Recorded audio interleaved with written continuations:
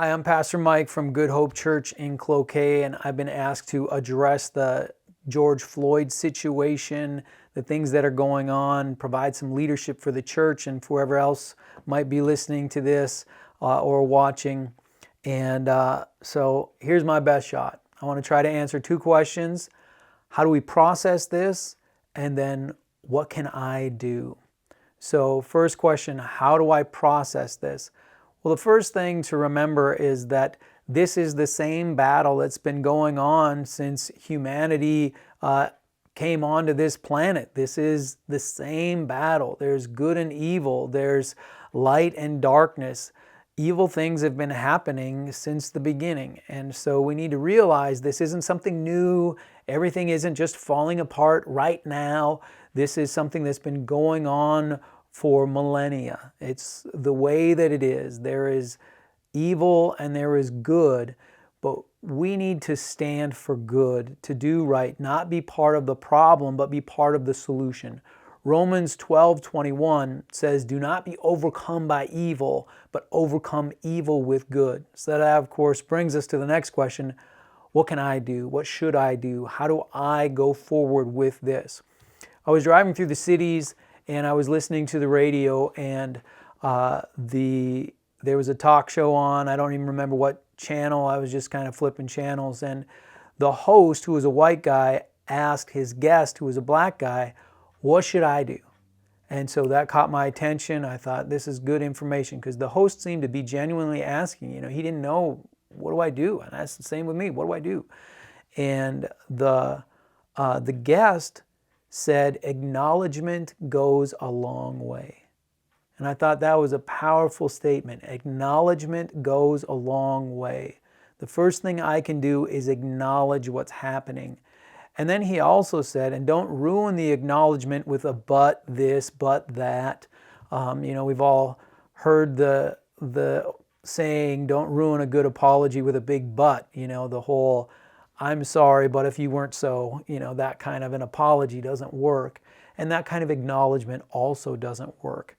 So there are lots of different things to talk about, lots of different topics that come up in situations like this. There's the rioting, there's the history over the centuries, you've got good cops, there's just many, many different topics. And people have many different stories. Even my own personal story, my name, the name that was handed down to me by my father, the name that I handed down to my children, that name was specifically chosen by my ancestors to hide their ethnicity. So I carry that name with me. But here's the deal. This isn't about me. It's not about my story. It's not about all those other things. This needs to be about acknowledging the situation, acknowledging racism, acknowledging the issue.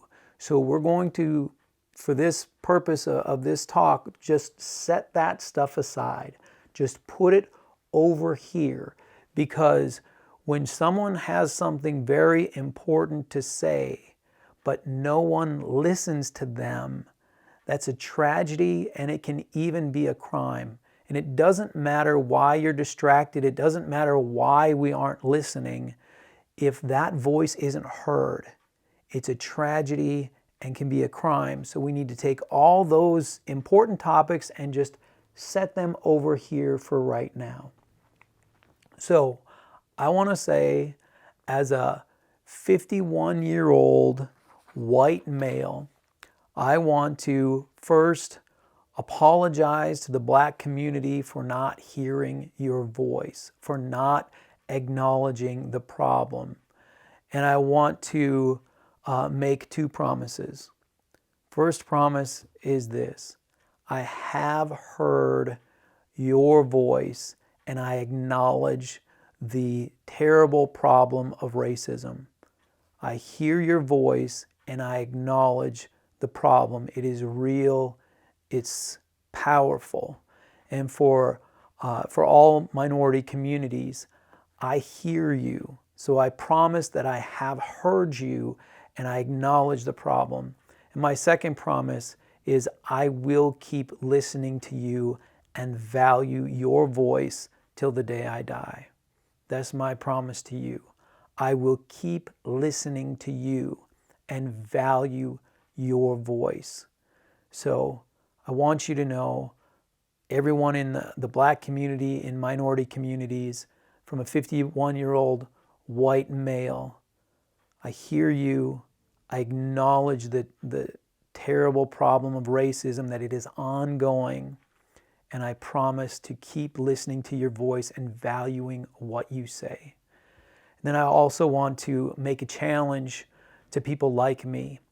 I challenge you to set aside all of that mess that's associated with this, with the killing of George Floyd, with all this stuff that's associated with it. I challenge you to set aside all of those things that distract you from acknowledging racism and that quiet the minority voice in your heart and in your mind.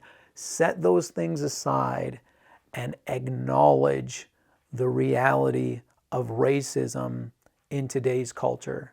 Acknowledge that people are being hurt, that people are being marginalized, and that people are being ignored in their time of greatest need right now because of race. Acknowledge that. And then I also challenge you to join me in listening, to listen to all voices that are speaking in these situations.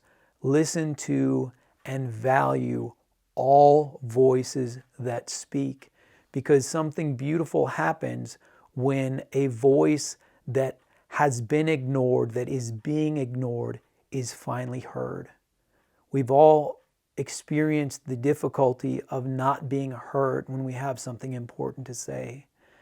And the Black community, the minority communities need to know that we hear them. So I challenge you to join me in listening to their voice, because a beautiful thing happens when a voice that's been ignored is now heard and valued. So let's you and me be part of making that beautiful thing happen. I'm Mike Stevens, and I acknowledge that we have a terrible problem with racism, with racial, gender, and class inequality, and with discrimination in the United States and in the great state of Minnesota. God bless you all.